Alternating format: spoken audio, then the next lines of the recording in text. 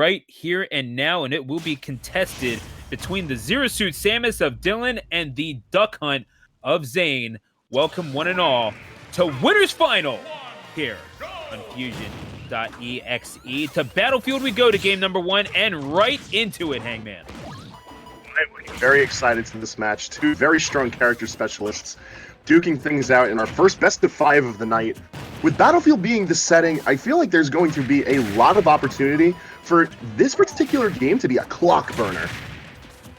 Duck Hunt has a lot of strong tools for covering a wide array of space, both laterally speaking and vertically speaking, but Zero Suit has an equal amount of tools for being able to traverse that space safely and precisely.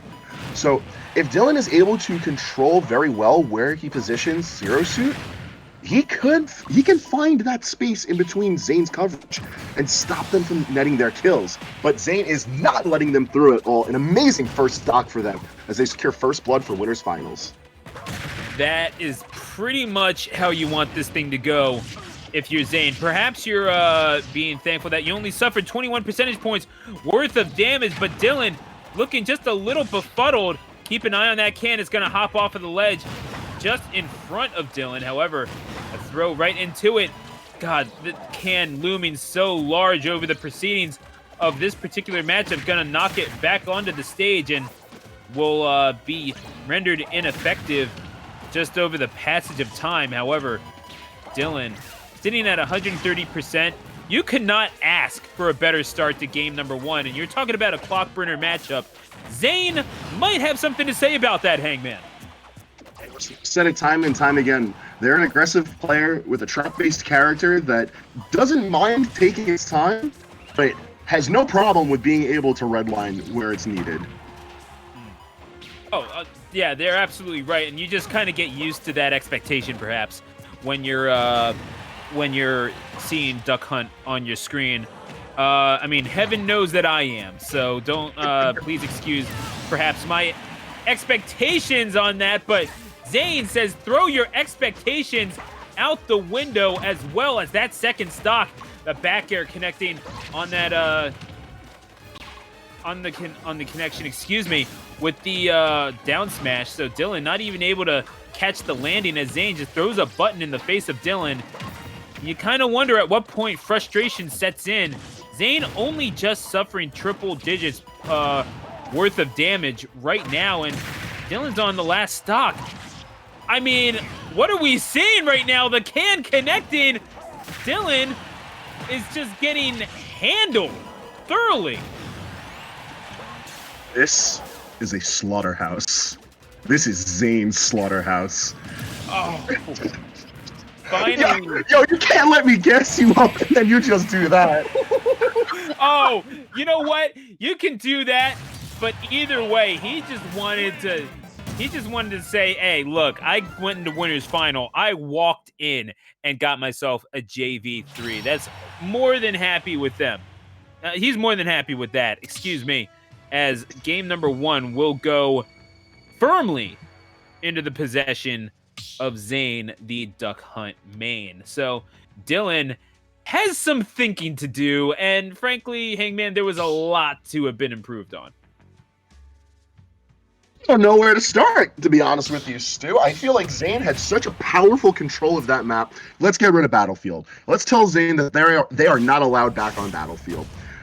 If we are going back to Battlefield, well, now we have to sit there and figure out, well, why does Dylan want to fight them on Battlefield? What's so important about it? We're not going back to Battlefield. We're going to PS2. I think this is a much stronger pick because it's going to allow Dylan to play a lot more passively against them. And while Zane can still control this stage in a very strong manner, it's going to take a little bit more effort for being able to establish that zone of control before really being able to dial up the action. Yeah, this New York versus New Jersey matchup. What a start by Dylan. That is how you answer the bell. Good on you, young man. And this Pokemon Stadium matchup, I mean, just looking for another flip kick at ledge. Yeah, just remind him, Dylan. That is, that's the exact response that you wanted to see if you're a fan of ZSS.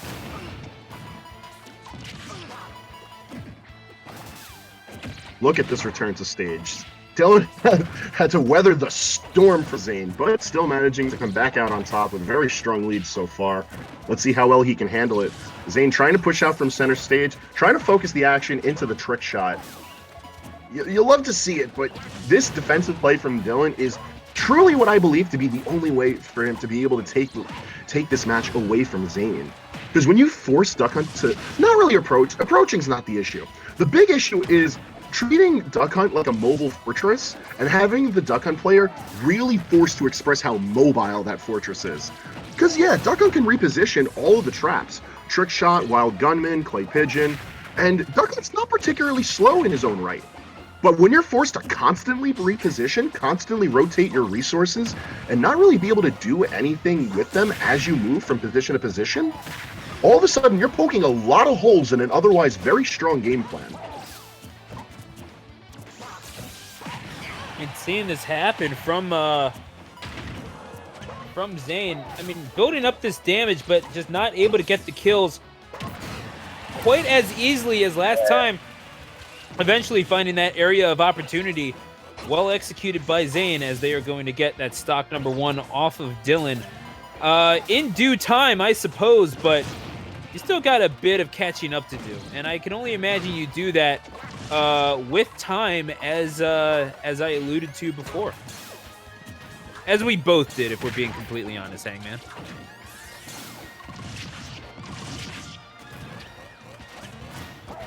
Yeah, because they have such that capacity to be able to play it really fast or to bring things to a screeching crawl as necessary.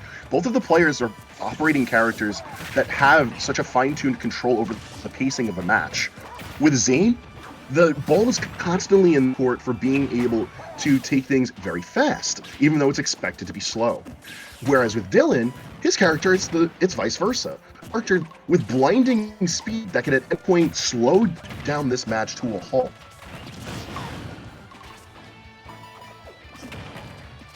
Staying on top of him, and I'm liking how Zane is keeping themselves composed, really. I mean, again, former winner of one of these Wi-Fi tourneys, so I guess not to be completely unexpected, but that, again, is going to be one of those aerials. Both the forward and back air have 7-frame startup, so you can't really just figure it out based on timing, folks. Either way, whatever it is, it certainly is good enough to take that second stock and bring the game firmly, not firmly really, but back into the control of Zane, at least on a tentative basis.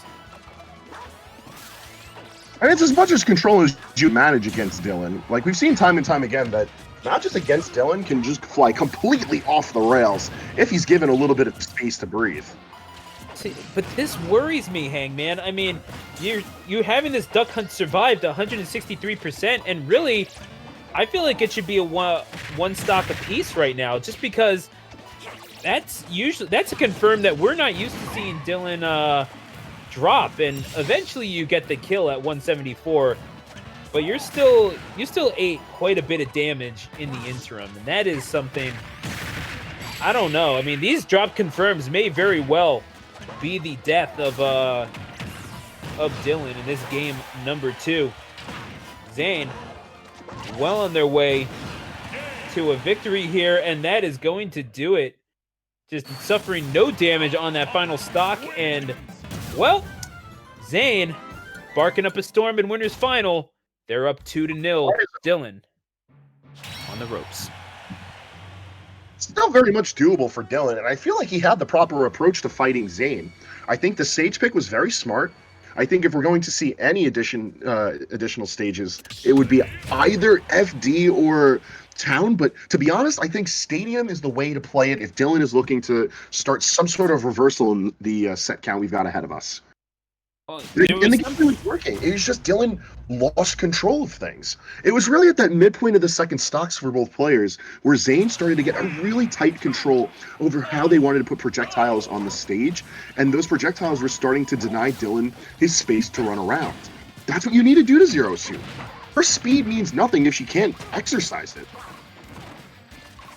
Again, it's that control of the negative space that has been the bane of Dylan's existence thus far in these first 2 games. And as good as that first stock started out, credit to Zane for being able to bring it back.